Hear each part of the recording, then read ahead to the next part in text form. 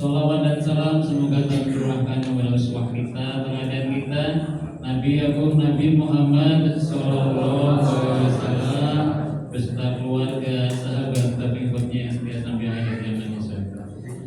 Bapak Ibu yang kami muliakan, saya membawakan acara yang akan langsung pada kegiatan peringatan Nuzulul Quran Masjid Darussalam 1446 Hijriah.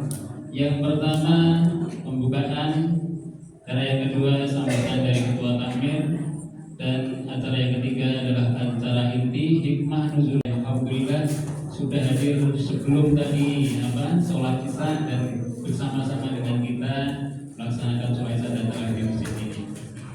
Dan yang terakhir nanti akan ditutup sekaligus doa dari Ustaz, dan yang terakhir penutup. Untuk itu dan tidak terlalu malam, marilah Bapak Ibu jamaah semua kita awali kegiatan peringatan Nuzulul Quran pada malam hari ini dengan baca basmalah bersama-sama. Bismillahirrahmanirrahim. Peringatan Nuzulul Quran pada malam ini berjalan dengan lancar dan penuh hikmat. Cara yang kedua adalah sambutan yang akan disampaikan oleh Ketua Takmir kepada Bapak Imam Subaka.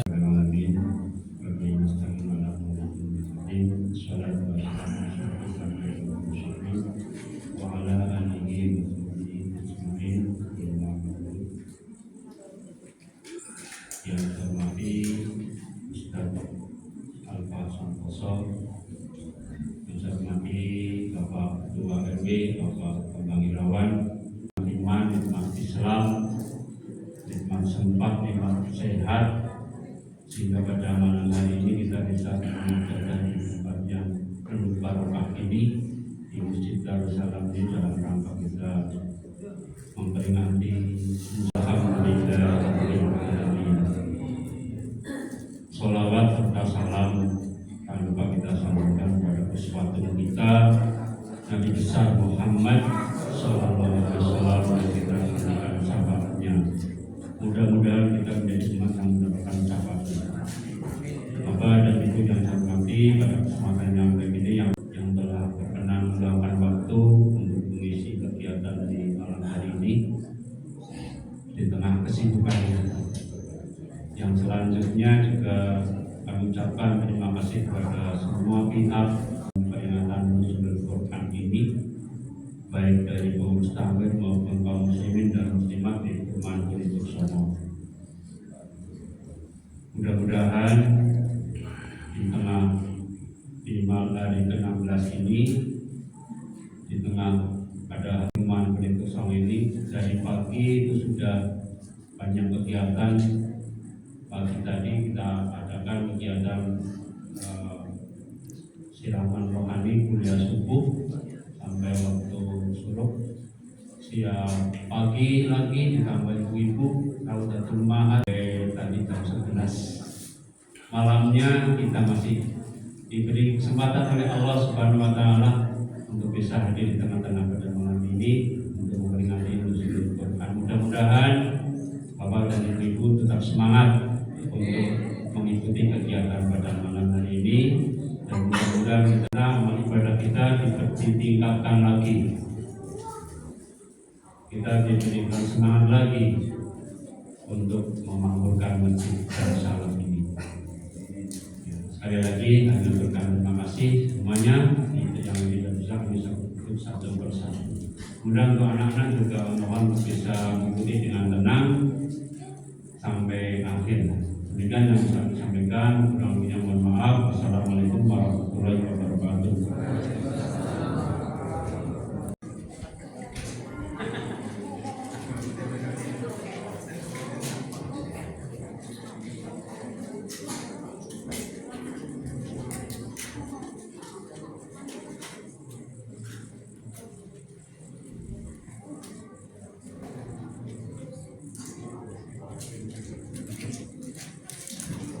Sambil menikmati hidangan yang ada, Bapak Ibu, malam hari ini Ustaz Alfa Santoso.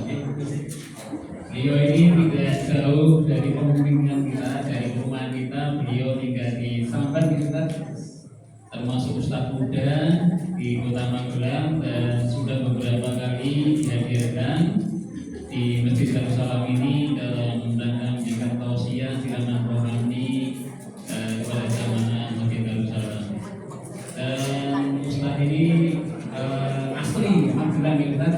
Asli Magelang. أنفسنا ومن سيئات أعمالنا من يهد الله فلا مضل له ومن يضلل فلا هادي له أشهد أن لا إله إلا الله وحده لا صدري ويسر لي أمري واحلل عقدة من لساني يفقهوا قولي.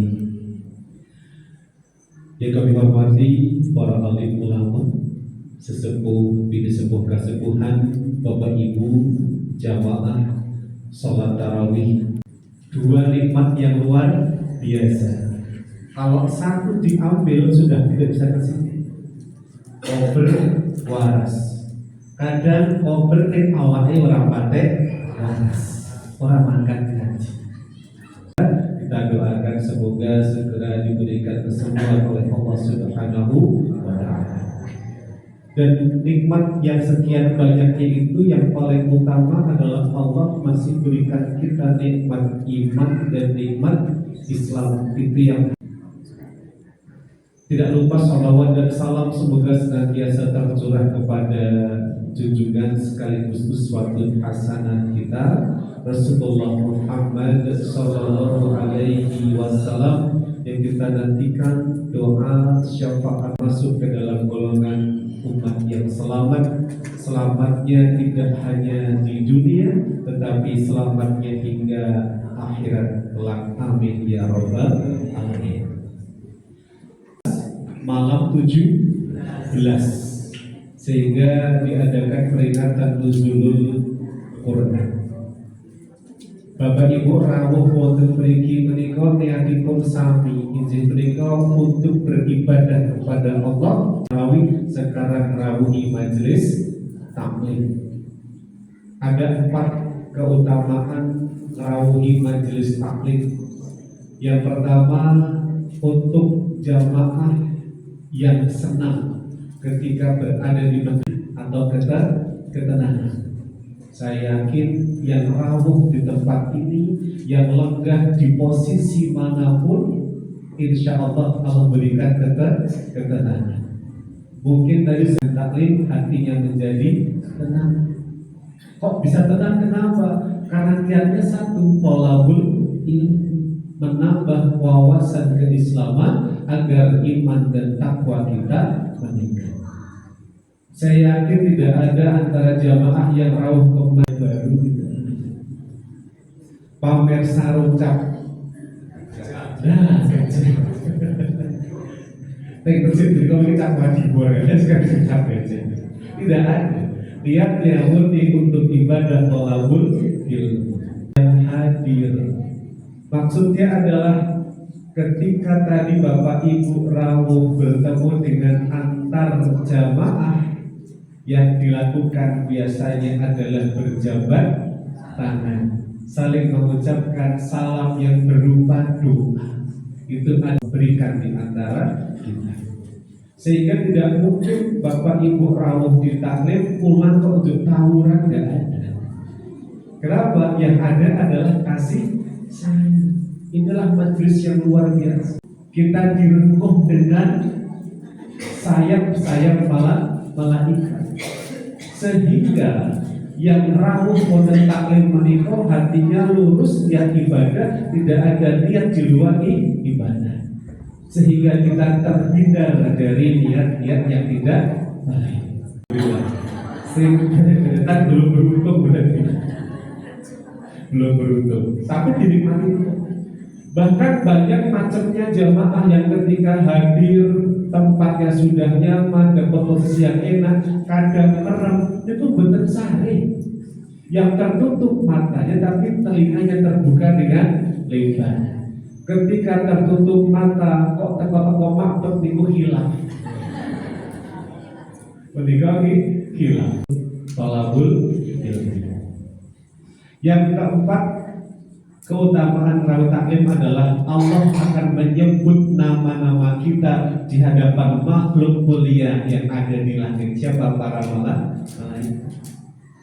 Bayangkan di langit, kayu si fulan kai senengane makan majelis taklim, Allah bangga dengan kita. Lawang kadang kita disebut namanya oleh wali kota saja bangga. Presiden apalagi? Ini Allah yang menciptakan alam semesta menyeluluh. Ketika ibadah tidak bisa sembarangan, apapun ibadahnya harus ada dasar ilmu. Kalau Ustadz Yudana pun menjadi imam, beliau pun juga ada dasar ilmunya, tidak sembarangan. Mungkin yang bisa saya dulu pernah membayangkan dan membandingkan ketika menjadi imam dengan makmum jumlahnya 2, misalnya begitu, itu seperti menopang. Ketika jadi imam di musola, itu seperti nyetir mobil pickup, bukaan belakangnya kosong. Ketika kita imami sholat Jumat, itu seperti nyetir bis, rasanya abu. Saya pernah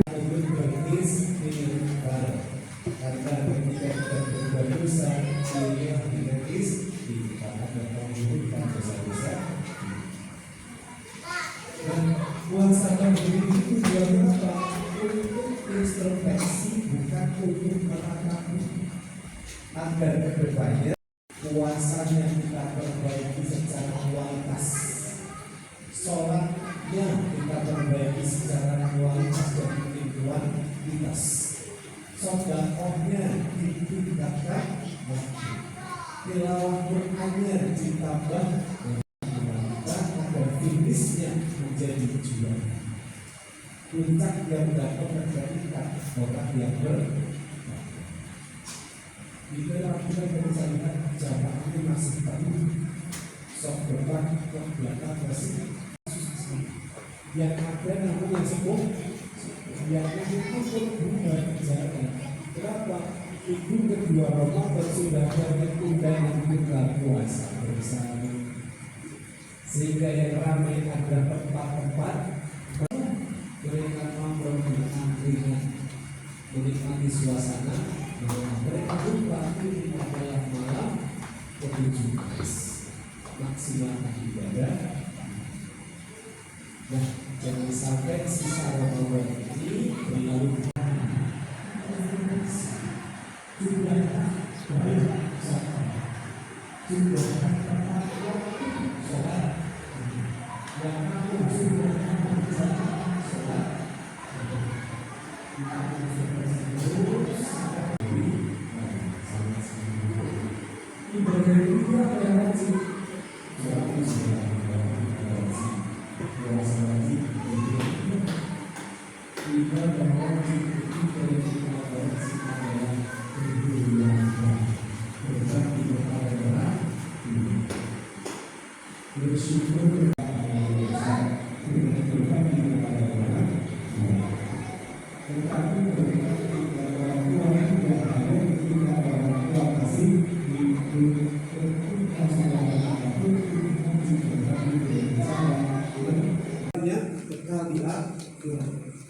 Ya Allah, ampunilah dosa-dosa hamba, berikanlah hamba kehidupan akhirat yang penuh dengan kebahagiaan. Jadikanlah hamba sebagai satu penghuni surga, ya Allah. Itu kapanpun, tidak usah diuntungannya piye. Boso Jawa ya, boso napak-napak ya orang apa. Oleh karena apapun bahasanya kita bisa sampaikan doa kepada Allah.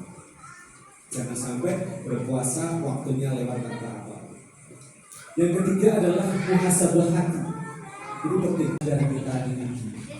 Di antaranya adalah adanya penyakit yang namanya takabur. Apa itu? Sombong. Orang meninggal kadang tidak sadar memiliki sifat takabur, sombong. Orang sombong karena apa biasanya? Yang ketiga apa? Ada karena jabatan. Yang keempat apa? Karena kondisi fisik. Padahal mereka lupa semua itu adalah titipan dari Allah yang bisa Allah ambil 22 tahun 2 bulan 22 hari. Itu adalah durasi diturunkannya Al-Quran, bertahap sesuai dengan kebutuhan. Al-Quran pun juga terdiri atas surat. Berapa ayat? Kata 6.666. Beberapa mengatakan 6.600 sekian ada. Nanti deh berikan plus kalkulator dipastikan berapa mantep. Dibagi kedua, ada surat-surat Makkiyah dan surat-surat Madaniyah. Nah, saya yakin juga Bapak Ibu wonten dalam menikah pasti gadah, bahkan mungkin dulu ketika menikah salah satu maharnya ada disebutkan seperangkat alat, bukan sekolah nih, seperangkat alat sholat. Ada mukena, ada sajadah, ada Al-Quran, kadang ada bonusnya tasbih. Mushafnya masih ada, masih alhamdulillah. Disimpan saja atau dibaca? Dibaca alhamdulillah. Khawatirnya saya saking cintanya disimpan tau gitu sebagai hiasan lemah. Mahar kok seperangkat alat sholat itu sebagai pengingat bahwa seorang suami punya kewajiban untuk mendidik istrinya di dalam ilmu agama, ngajari sholat, ngajari ngaji. Itu tanggung jawab seorang suami. Bisa ya sinaune bareng. Seperti itu. Saya merasakan tadarus bareng istri itu nikmatnya luar biasa. Istri membaca, kita menyimak. Istri ada yang salah, kita biasa. Dulu awal-awal mencoba itu, istri saya marah-marah. Kenapa? Setiap ngomong tak salahkan, setiap mulai baca tak salahkan. Itu awal untuk memberikan fondasi yang kuat, babakan makhraj, pengucapan pelafazan ilmu tajwid. Sekarang sudah bisa dengan lancar, alhamdulillah. Maka ketika suami istri di rumah kok tadarus bareng itu namanya surga dunia yang luar biasa. Diponcoki yang sudah bergelut. Pernah ngalamin seperti itu? Itu artinya masih banyak dosa yang melekat pada diri. Katakan M yang pertama sudah bisa mengambil Al-Quran, berikutnya bukan. Kadang terjadi mengambilnya bisa, bukanya kok rasanya abot banget. Setan itu lego kita. Maka M yang kedua, berusahalah membuka Al-Quran. M dibuka, M yang ketiga adalah membaca. Yang masih belajar baca Al-Quran tambah semangat belajar. Yang sudah baca bantu teman agar juga ikut mempelajari isi dan kandungannya. Itu kan isinya banyak, perintah ada, larangan juga. Allah memerintahkan kita berpuasa Ramadan ada di Al-Baqarah 18 Quran dalam kehidupan sehari. Boten namung diambil, dibuka, dibaca, dipelajari, diterapkan dalam kehidupan sehari. Dan puncaknya yang kelima, M ke-6 adalah mendakwahkan Al-Quran. Balighu ani. Kita memiliki chemistry yang bagus dengan Quran.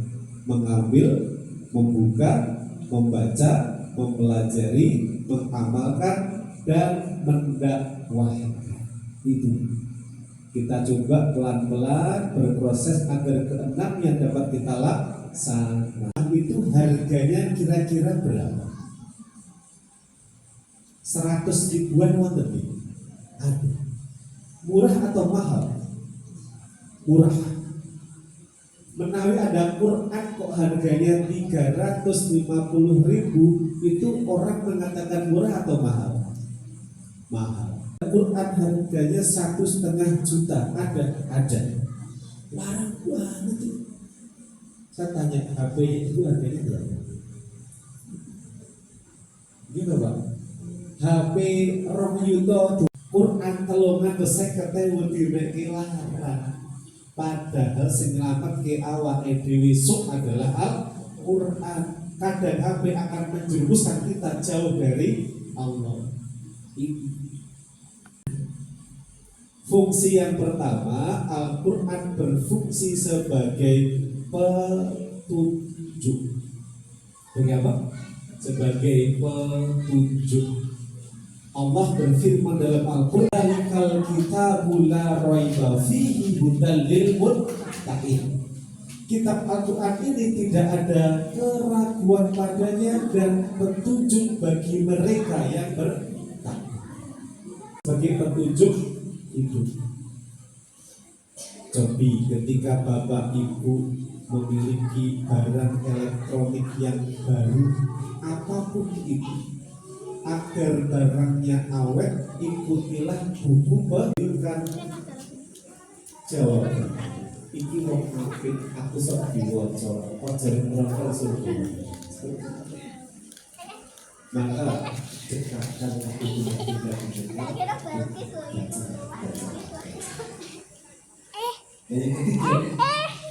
Saya dulu mengalami ketika SMP pulang sekolah, uang jajan masih ada, tidak buat beli makan. Beli apa? Koran. Dulu masih ada koran Jayakarta. Harganya berapa? 150 rupiah per eksemplar. Saya sekarang tidak kenal koran. Daya literasi mereka sangat rendah, tidak suka baca. Maka ketika tanya di kuis-kuis itu kan ada banyak pertanyaan, jawabannya kosong otaknya.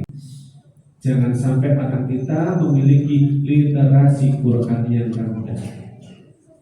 Perintah Allah di surat pertama yang turun, Al-Alaq, ayat pertama adalah Iqra, bacalah bismi rabbikal ladzi khalaq, dengan menyebut semesta alam ini.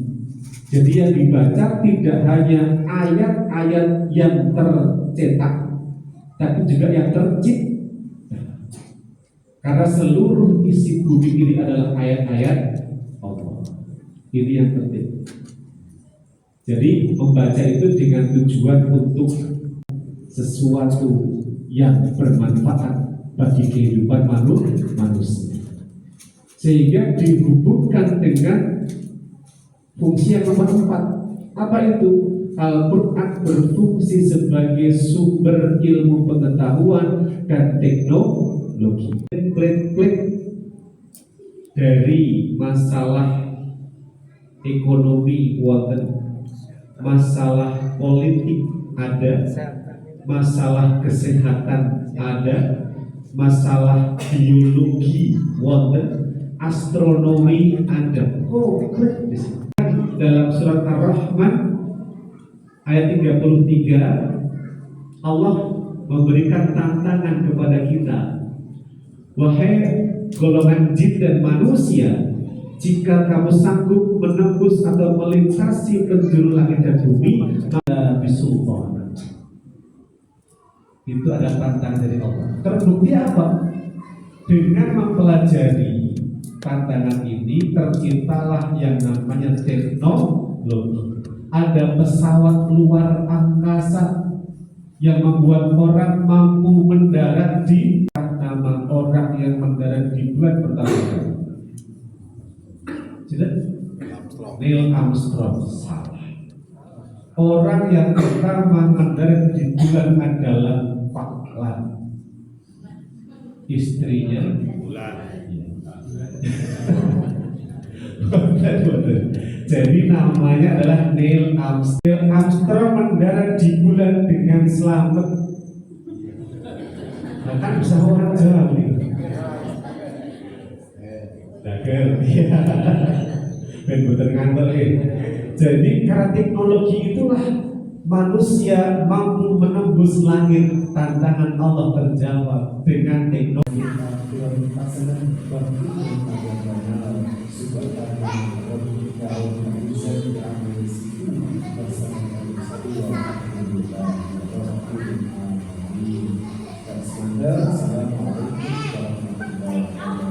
Kenang-kenang yang buat Ustadz ini dari ibu-ibu tercinta jamaah pengajian Sahabatul Ummahat. Untuk itu salah satu Pak Imam nih.